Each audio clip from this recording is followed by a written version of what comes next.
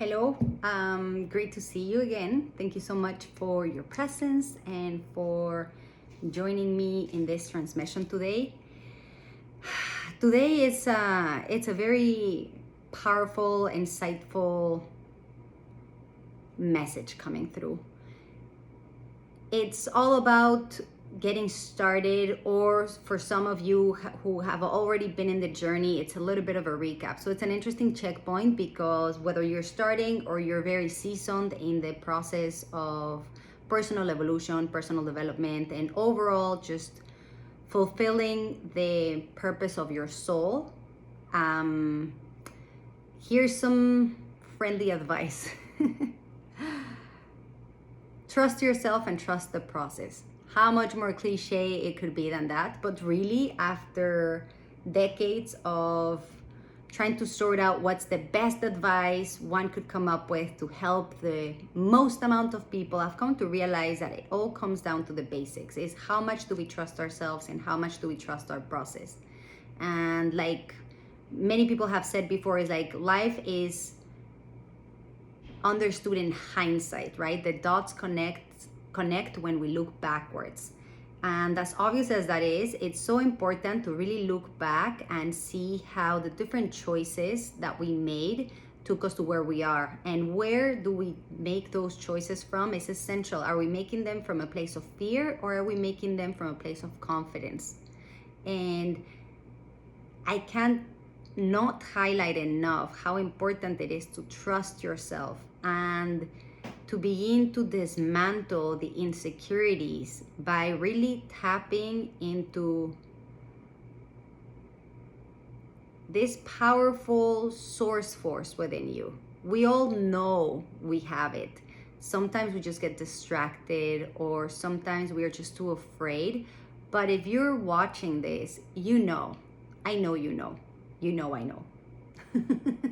And that's something that has been coming up a lot, is trusting your process. And even though this is especially for a specific group of people that where we tend to control things, or we tend to over visualize or over expect how things should turn out. And even though we have like the best intentions, that can be borderline controlling. So it's very important to trust yourself from a place of inner knowingness more than external validation. Oh, when this happens, then I'll trust, right? That conditional thinking is what keeps us trapped in the same level. If you want to upgrade or level up, you're gonna need to let go of the expectations of how it should look like. Because if you're asking for an upgrade, you're gonna have to be open enough to see how that looks like, instead of trying to tell the universe how it's supposed to look like. It's more like all of these practices say it's like an inner feeling, and it's a vibration, and it can look very different from what you expected. But for that, you need to trust yourself.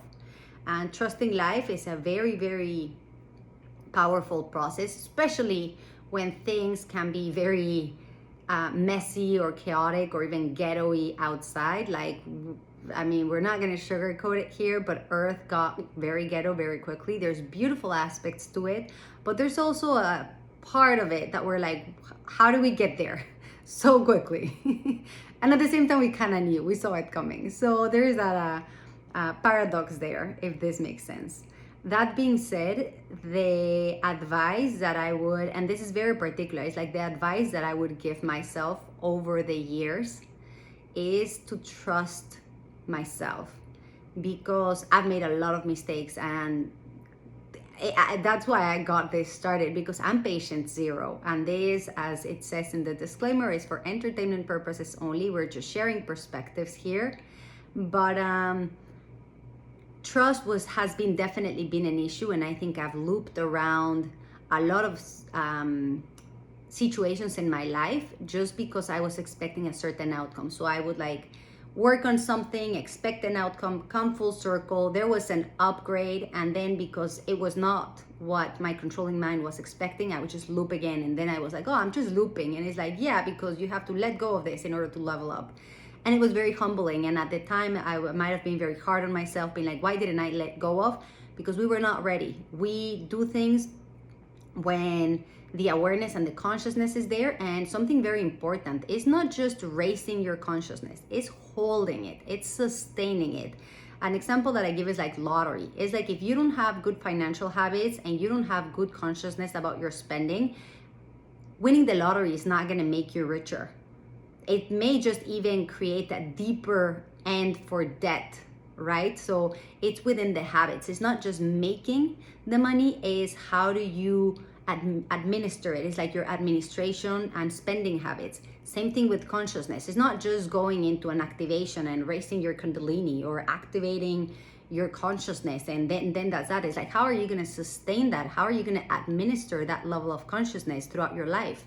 And this opens up a whole other conversation with regards to all of these healing practices and all of these retreats and all of these medicines that raise your consciousness and your vibration. And it's just like, yes, winning the lottery, and that's phenomenal, but we don't even have an investment plan. We don't even have the character or the personality or the structure or the habits to contain that. And that's why we're seeing so many people go a little bit cuckoo with too much consciousness, right? Because consciousness is not necessarily the end of it, it's the sustainability and how do you develop yourself. And for me, the foundation of all of this is how much do you trust yourself? Another example is like, if you don't trust your spending habits and you're giving a lot of money and you just waste it, you see where I'm coming from? It's like, it's not necessarily abundance or happiness that comes along with that money, but it's like how you're going to use it to prompt yourself. Same thing with consciousness. You can be given a lot of consciousness and a lot of awareness, but if you don't have the trust within yourself to sustain that or to live your highest moral ground or under integrity, a lot of awareness and a lot of consciousness can take you into very sketch places.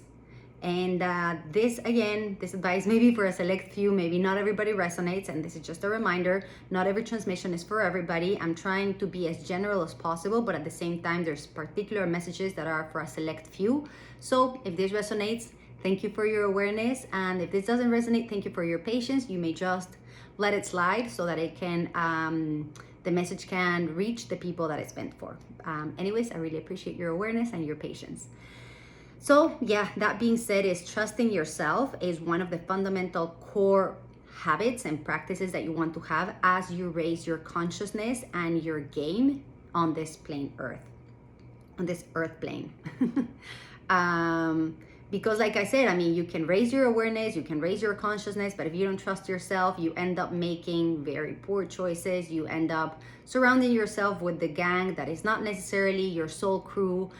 You may end up making life choices that just take you into deeper lessons. It's like, okay, you definitely need to learn on this. And what I'll tell you, it's easier to learn the lessons at a lower voltage. When you're operating a very high degree of consciousness, making poor choices costs you a lot more, right? Like what I'm trying to say is like, if you're living on a low budget and you overspend, buying some miscellaneous things for the house, it's not as bad as getting a massive 30 or 40 year mortgage, right? Like the more money, the bigger the mistakes that you can make. So you might make sure that you trust yourself, that you're educated before making large financial expenses. And again, just like the money is one sort of currency, consciousness is your real currency, your awareness, your attention, right? So if you have a very high degree of consciousness, but you're not very self-aware or you don't trust yourself,